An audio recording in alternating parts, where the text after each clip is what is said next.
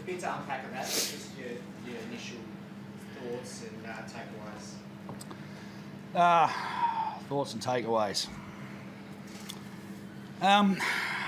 Look, I think early in the game, I didn't mind our first quarter. I was really disappointed with our second quarter. Look, we saw last year how the pressure can build in Perth when teams are on the ropes here. And we talked about it before the games, like, you're going to have a bit of juice, there's a bit to play for. And we felt, historically, I know this is a different Perth team, but historically, this team, the Wildcats that is, they get offensive boards, they kill you. And I watched back the Cairns game during the week where they played really well, and it was the offensive board, kick out three, offensive board, kick out three. And we gave them those in the second quarter, so that kind of hung in my brain for a lot of the game. Like, I was disappointed with that.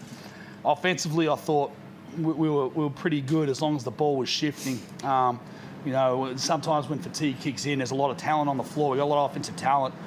But when fatigue kicks in, sometimes the decision-making goes out the window and we put the ball on the floor a little too much. Overall, though, really, anytime you come in here and get a win, you're thrilled. Love this guy's second half. You know, obviously got foul trouble in the first half, didn't play. Creaky to abstain from the fifth foul, and guys were going at him trying to draw it. Just an amazing effort and you know, like, locked the game up for us. So his second half, Creaky's play down the stretch, Alan Williams I thought was brilliant. And just the team effort to subdue, you know, the best player in the history of the NBL in that second half. You know, like, he busted our ass in the first half, as Bryce does. And it was sort of like, okay, now we've got a job ahead of us. We really need to slow him down. So I was pleased with some of the shots Perth made.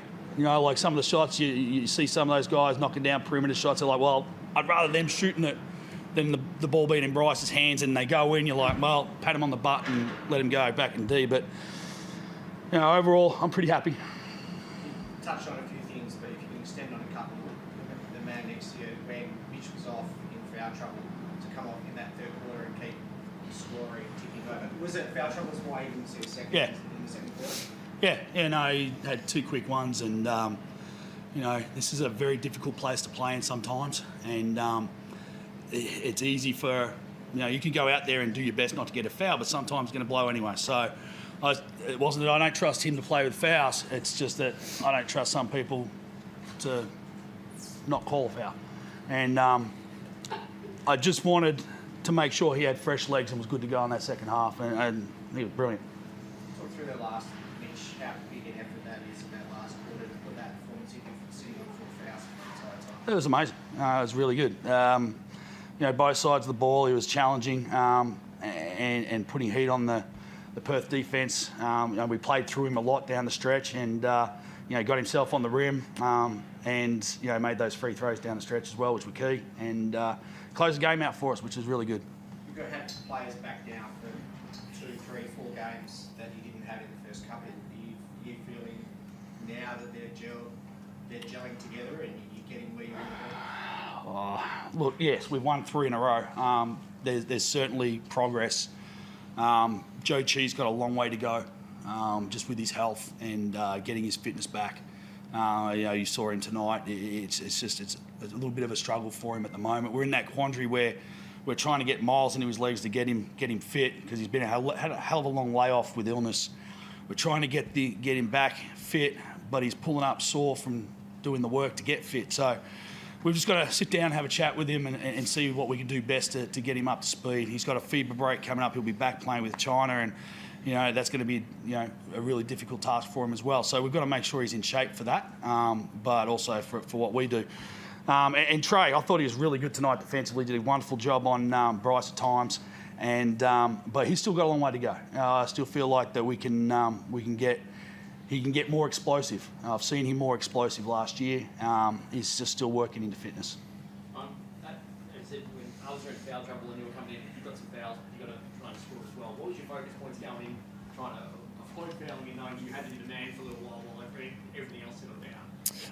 Look, the fouls I got in the first half were on some switching and in the post, and Oh, look, I thought I got some blocks, but those are obviously the 50-50 calls, and they weren't going our way. But we just made a little tweak defensively. And then when I saw Creaky go off, we'd run a couple of plays for me, and I'd been able to hit a couple of shots. And it was mainly just staying aggressive and finding shots if they came, if the defense was sagging, and you get into a rhythm and the hoop looks bigger than what it is. So it was nice to have a few go in, but, I think we had some really good contributors throughout the night. When I was out in the first half, Ruben Durangi stepped up and had some big minutes, a couple buckets. I think he had 6 rebounds and pretty quickly. Dane Pinot in the second half. We just have guys that can step up, and we know what we're going to get from them. So even if we do have guys out with foul trouble, we're able to cover them and know what we're going to get.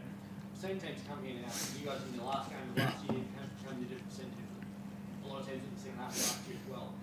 Is this no longer as intimidating as what the history says it should be coming here? Is it easier to play now than what it used to be? Oh, it's hard for me to say. This is my first time. I was injured at the end of last season, unfortunately, and didn't make the trip. And I think the year before, that half year, we'd already played Perth or COVID. So it was my first trip, but I love the atmosphere. It's great to see so many fans in the stands, passionate. They were loud at times. We had trouble hearing plays. That's the kind of atmosphere you want to play in front of. And it doesn't make it any... It's not an easy place to play, but it's a rewarding place if you're able to get a win. So, look, it's still an advantage for them. And I just think they just haven't figured out their identity quite yet. And they probably will, and be tough second half of the season. Throw that one to you, Simon. I think it's 3 times in a row you're winning out by 1 or 2 points. Can we throw that question to you? Is the fear of coming here gone now, or it used to be? I don't know if there's ever been a fear to come here. I feel there's an excitement. I mean, it's a wonderful venue, and the crowd's second to none. And I've been here on the back of 40-point losses and come in here and won on the back of a missed layup. The two extremes. But it's always fun to come in here for the challenge, and that's what you seek in sports.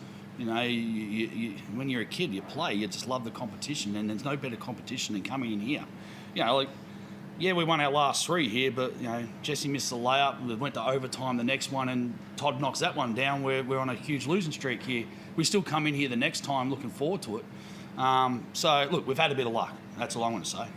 You got to back up again later on in the weekend. Is there any management of players you need to worry about? You've got a few that come back from injury. Yeah, look, I haven't spoken to Creaky yet. I mean, we kept him under 30, which is, well, we didn't keep him under 30. He was kept under 30. Which is in our favour for the Adelaide game. We're trying to reduce his minutes this year, but he's so bloody good, and his coach wants to keep him out there all the time. So, look, it's good that he's got his down. Rody obviously he had a rest in the first half. Gary's going to be someone we have to look after, and Trey. He's played 30 minutes tonight, 29, 56, and he copped a pretty, good hit from Nordo on that layup, and we'll see how that comes up. But we've got guys there who'll be fresh, who'll be able to step in if there's anyone who's got some fatigue. Yeah, Simon, Andrew Kenyon from NBL podcast. Nice to How you doing? I can barely see. There he is. Just wanted to ask a question around strategy. It seemed like you were able to reverse the ball a couple of times and then find some good looks near the basket, which was a good strategy on your behalf. And then it seemed like they tried to compensate for that and opened up Rowdy with some shots in the second half. Was that the plan going in, or just how it played out? No, not necessarily. I mean, sometimes when you've got the offensive talent that we have, and you just sort of, it's like a boxing match. You go in, you sort of feel each other out for a round or two, and then you find something that's working and you commit to it.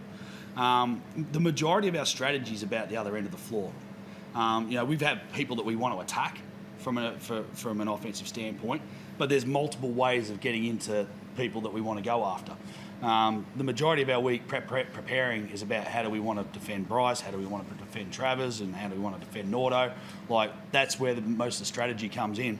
The one thing tonight, we were pretty good in the paint with our scoring, and that does free up a shooter like Rowdy. And sometimes, guys just face guard him, and he's out there, and it's almost like he's a decoy. And what it does is it creates extra space for us to operate in. And when we're punching the ball around the perimeter and we're putting it on the floor and we're attacking north-south, we're a very difficult team to guard. So you know, for us, it's still learning, still finding ways that where we can get a little bit more efficient at the offensive end, but it's starting to come. I mean, crikey, where we shoot from the floor. 51% tonight, so that's pretty good. It's not bad. Yeah. Thank you.